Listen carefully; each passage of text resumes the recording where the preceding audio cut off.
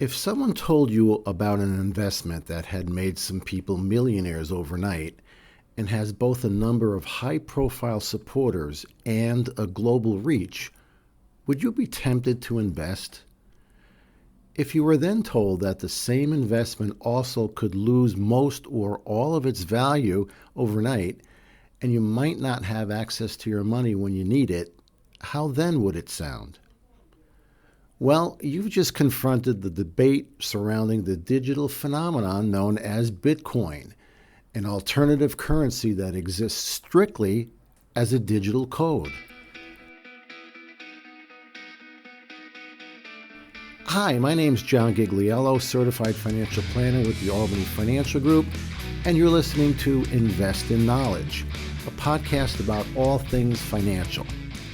After a life-altering health issue at age 39, my calling in life became clear: to share my knowledge of personal finance with people who are looking to make smart and responsible choices with their money.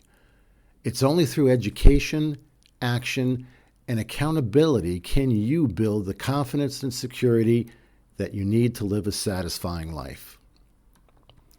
Now, when it comes to Bitcoin, if you're wondering what all the fuss is about, I'm going to have a brief introduction to this newfound currency, how it works, and some of the potential pitfalls it presents. To quote Peter Lynch, former Fidelity Magellan mutual fund manager and one of the most successful investors of all time, if you don't understand a company or its investment, if you can't explain it to a 10-year-old in 2 minutes or less, don't own it. Bitcoin is a digital currency supported by a peer-to-peer, computer-based electronic cash system first outlined in 2009 by an anonymous person or group using the name Satoshi Nakamoto. How's that for sketchy? Now, Bitcoin is created by mining or using complex software to solve complicated mathematical computations or contracting with a mining company to do it for you. Solving a problem creates a so-called block, and the computer that solved it is rewarded with a set of number of digital bitcoins, each of which is simply a set of one public and one private cryptograph key. The units are generally bitcoins, while the general system is Bitcoin. Now, the number of solutions that can be discovered globally per hour, and then thus the number of blocks created and bitcoins mined, is limited by the system's software code. The total number of bitcoins available to be mined eventually is said to be limited to 21 million. However, most users acquire bitcoins either by buying them with physical currencies, such as dollars, or accepting them as payment for goods and services. Advocates argue that the advantages of the system are: 1. It's not controlled by any government's central bank. 2. A global digital currency facilitates global commercial transactions. 3. Every block and Bitcoin transaction is recorded in a public ledger known as the blockchain. And 4. The payer and the payee are anonymous, much like a cash transaction, though recorded transactions are visible to anyone. There are still plenty of Bitcoin skeptics, some of whom are concerned about the environmental impact of all things. Mining enough Bitcoin to maintain the blockchain consumes massive amounts of electricity, and anonymity is the reason that Bitcoin has often been used for illegal activities such as money laundering and cyber scams. So how does a Bitcoin payment work? Well, just as a physical wallet holds paper money and change, a digital wallet stores the private software keys that are Bitcoins. It makes or receives payments by communicating with the network of other Bitcoin wallets. A growing number of well-known merchants and services, such as AMC Theaters, the American Red Cross, Adidas, and Airbnb, all now accept Bitcoin as payment. Physical Bitcoins with embedded software keys are also being minted. However, acceptance of Bitcoins as payment is entirely at a seller's discretion. There is no guarantee you'll be able to spend them where you want or get the value that you expect. Also note, Bitcoin payments are irreversible. Once you complete a transaction, it cannot be reversed. Purchases can be refunded, but that depends solely on the willingness of the establishment to do so. Bitcoin's usage as a currency is a ripple compared to the tidal waves of investment speculation it has fueled. However, to say that Bitcoin as an investment is volatile is an understatement. Its value has fluctuated wildly as speculation and confidence in it have ebbed and surged. As recently as 2017, one Bitcoin was worth about $1,000. Between March 2020 and November 2021, the price shot up more than 1,000% to a record high, near $69,000, driven in part by a stimulus-fueled surge of trading through brokerage accounts and investment apps. This was followed by yet another epic plunge, and the price dropped below $23,000 by March 2023. But soon after, Bitcoin rallied again and surpassed its previous record in March 2024. Despite gut-wrenching volatility, there has been a noteworthy increase in interest and demand from mainstream U.S. corporations and financial institutions as they continue to incorporate cryptocurrencies or related crypto services into their business strategies. In January 2024, the first Bitcoin spot exchange-traded funds, or ETFs, were approved by the Securities and Exchange Commission. This provided a simpler way for retail and institutional investors to gain exposure to Bitcoin without holding it directly.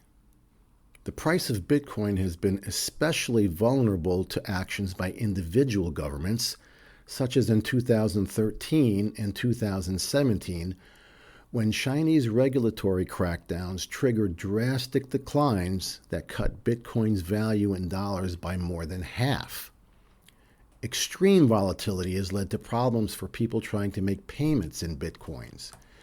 It's hard to use a currency when you're not sure from day to day whether the amount in your digital wallet is worth enough to buy a Tesla or a tank of gas.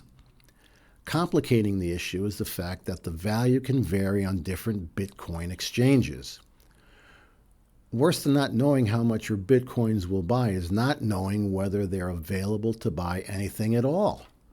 Cryptocurrency has been subject to cyber attacks that have halted trading briefly on several exchanges. In November 2022, crypto exchange FTX declared bankruptcy, and CEO Sam Fried was later charged with fraud. This was the latest and most significant collapse of a major exchange since the debacle of Mt. Gox stunned investors in 2014. In addition to problems at exchanges, law enforcement scrutiny of digital transactions to combat money laundering could interfere with the ability of Bitcoin holders to access their funds. And so the Wild West rides again because Bitcoin is not backed by either a government or any physical asset such as gold. Major exchanges are located around the world, and the decentralized nature of the system makes it more challenging for government regulators to get a handle on it. Unlike accounts at FDIC-insured banks, there is no protection for possible loss from a digital wallet. Moreover, a fraudster could pose as a crypto exchange, intermediary, or trader in an effort to lure victims to send money, which is then stolen. In September 2021, China's regulators issued a total ban of all crypto transactions and mining, citing systemic risks. So far, regulatory oversight of Bitcoin by the U.S. government has been spotty, but change may be afoot. On March 9, 2022, President Biden signed an executive order directing financial regulators to study the risks and the potential benefits of digital assets and their underlying technologies, including the possible creation of a digital dollar by the Federal Reserve. Several different federal agencies will evaluate the potential impact of cryptocurrencies on consumers, investors, the stability of the financial system, and national security. The Internal Revenue Service has already said that it will treat Bitcoin holdings as property rather than as a currency for tax purposes. This means that the sale or exchange of Bitcoins that have gained in value since they were acquired could potentially trigger a tax liability. Also, payments made in Bitcoins are subject to the same information reporting requirements as any other payments made in property. And wages paid in Bitcoins must be reported on a W-2 form and are taxable as income like any other wages. Speculation has not been limited to the currency itself. Much as the internet did in its early days, Bitcoin has spawned an entire ecosystem of startup companies and venture capitalists that are building out cryptocurrency technologies and products. As with early internet companies, such ventures are likely to involve a high degree of uncertainty and risk. Obviously, cryptocurrency still faces a lot of challenges. If you're considering exploring Bitcoin, either for transactions or as a speculative investment, please do plenty of research before you jump in. You should also be prepared for dramatic price swings and only use money that you aren't relying on for something else. So there you have it, a brief overview of cryptocurrency. As always, if you have any questions about this topic or any financial matters, please don't hesitate to reach out to us. Of course, we always encourage you to take part in the financial planning process to pursue a confident financial future and, in turn, feel optimistic and proud about your accomplishments. Personally, knowing that I've provided education and a plan for my clients has allowed me to turn a personal challenge into a gratifying journey. Thanks for listening. Our next segment of Invest in Knowledge is right around the corner, so stay tuned. Have a great day.